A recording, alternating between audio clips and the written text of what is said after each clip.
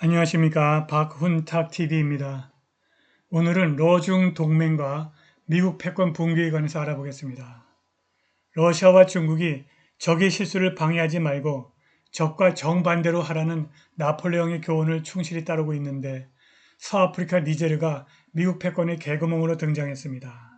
방송 전에 한 말씀 드리겠습니다. 여러분들 잘 아시다시피 제 방송에는 광고가 잘 들어오지 않습니다. 들어와도 단가가 낮은 광고만 들어옵니다. 여기 후원 계좌 있습니다. 자율 구독료 부탁드립니다. 구독, 좋아요, 알람 설정 부탁드립니다. 러시아와 중국이 제2차 세계대전 이후 미국 제국의 최초의 직접적인 도전을 제기하는 동맹을 이끌고 있습니다. 그들은 실수를 거듭하는 적을 방해하지 말고 적의 잘못된 정책의 정반대를 추구하라는 나폴레옹의 교훈을 따르고 있습니다. 미국 당극 체계의 종말은 소련이 원폭 실험에 성공한 1949년 8월 29일에 시작되었다고 볼 수 있습니다. 소련의 핵폭탄은 미국의 핵독점을 견제하는 균형치를 제공했습니다. 미국은 매년 중국의 3배, 러시아의 10배를 지출하고도 열등한 무기와 비대하고 정치적으로 올바른 군대를 얻었습니다. 아프가니스탄, 이라크, 시리아, 리비아 그리고 우크라이나에서 벌어진 제국주의적 모험으로 인한 피와 보물의 낭비는 이루 헤아릴 수 없습니다. 낭비되는 돈은 미국을 부패와 부채의 심연으로 몰아넣는 데 일조했습니다.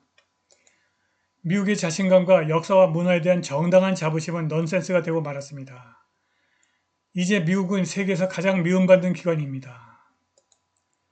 우크라이나에서 제국주의적 불행을 끝내지 않는다면 대만에서도 그렇게 할 것이고 더 이상 미국 제국은 없을 것입니다. 러시아는 우크라이나에서 군사 목표를 대부분 달성했습니다. 푸틴은 느린 작전으로 비난을 받았지만 러시아는 우크라이나 동남부의 러시아 어권 지역을 합병했고 이미 합병한 러시아 어권 크리미아로의 토지 접근과 물 공급을 확보했습니다. 러시아는 인명 손실과 무기 파괴를 최소화하고 우크라이나의 피해를 극대화했습니다. 미국의 10분의 1을 지출하는 러시아는 우수한 무기를 보유하고 있을 뿐만이 아니라 생산 능력도 뛰어납니다. PMC 바그너의 유진 프리고진의 불만에도 불구하고 러시아군은 우크라이나를 멸망시키는 데 필요한 모든 것을 가지고 있는 것 같습니다.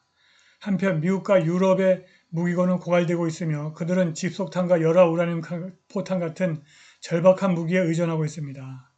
이 무기는 수십 년 동안 우크라이나 일부 지역을 독성으로 만들 것입니다.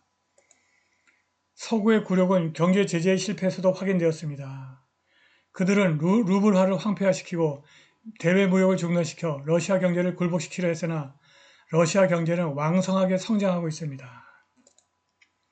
저렴한 러시아 천연가스를 끊고 값비싼 미국산 액화 천연가스로 대체하고 있으나 그래도 유럽 경제에는 유익한 효과가 없었습니다.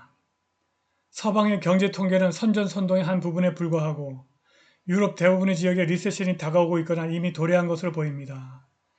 값싼 러시아 석유와 천연가스는 돌아오지 않습니다.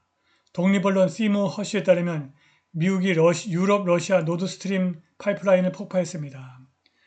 미국의 친구가 되는 것보다 적이 되는 것이 더 낫다는 오래된 격언을 입증하는 또 다른 증거입니다. 수십 년 동안 미국의 외교정책 결정자들은 러시아와 중국을 하나로 묶는 어떠한 일도 하지 말라고 조언해 왔습니다. 그러나 그 지혜는 지금 쓰레기통에 있습니다. 러시아와 중국의 동맹이 점차 강화되고 있습니다. 러시아의 천연자원이 중국의 산업기계와 결합되고 있고 역사상 가장 강력한 동맹이 떠오르고 있습니다.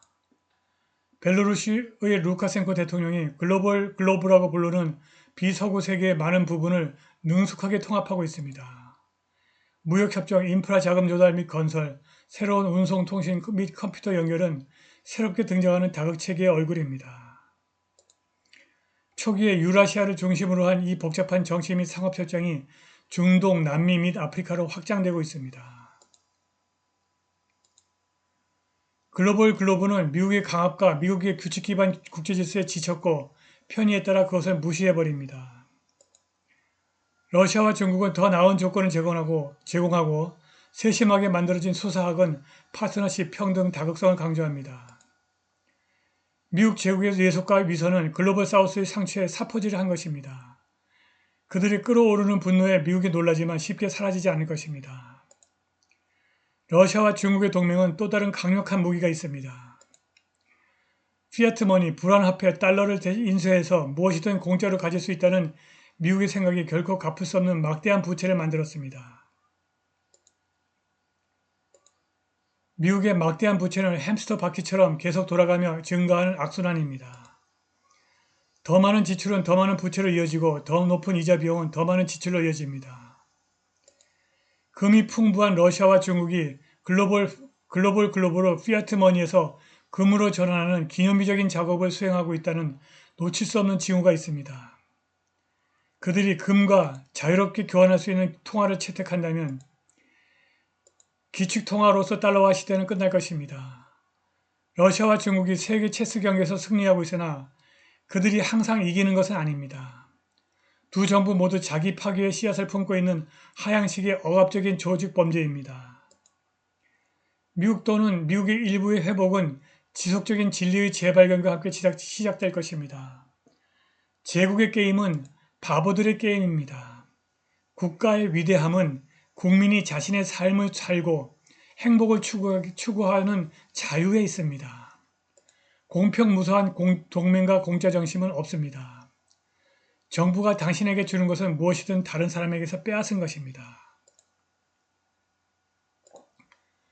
당신이 원하는 모든 것을 줄 만큼 큰 정부는 당신이 가진 모든 것을 빼앗아갈 만큼 큰 정부입니다. 정부는 위험한 하인이자 두려운 주인입니다. 국가가 부패할수록 법은 더 많아집니다. 권력은 부패하고 절대 권력은 절대적으로 부패합니다.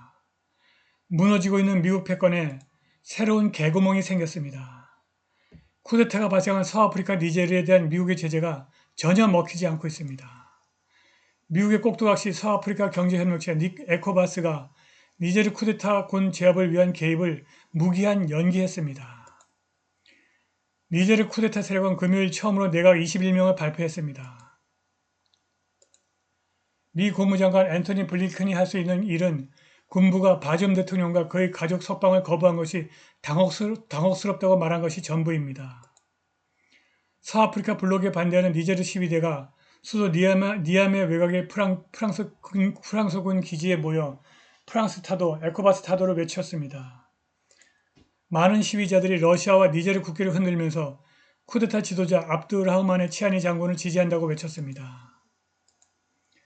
과거 니제르는 프랑스 식민지였고 8년간의 반란과 싸우는 군대의 일환으로 1000명에서 1500명의 프랑스 군인이 주둔하고 있고 미국도 니제르에 드론 기지와 1100명의 군인을 주둔시키고 있으나 니제르 쿠데타를 진압할 엄두를 내지 못하고 있습니다. 쿠데타 지도자들은 5개의 군사협력 협정을 취소했고 프랑스 국제뉴스 매체 프랑스 24와 RFI 방송을 중단했습니다. 우리는 프랑스군이 떠나게 할 것이다. 에코바스는 독립적이지 않고 프랑스에 의해 조작되고 있다고 시위자 아지즈 라벨 알리가 주장했습니다. 니제르 수도 니아메에서 수천 명의 군중이 쿠데타를 주도한 과도 정부를 지지하고 있습니다. 모든 장소에서 러시아와 우정이 넘쳐나고 PMC 바그너에게 도움을 요청하고 있습니다.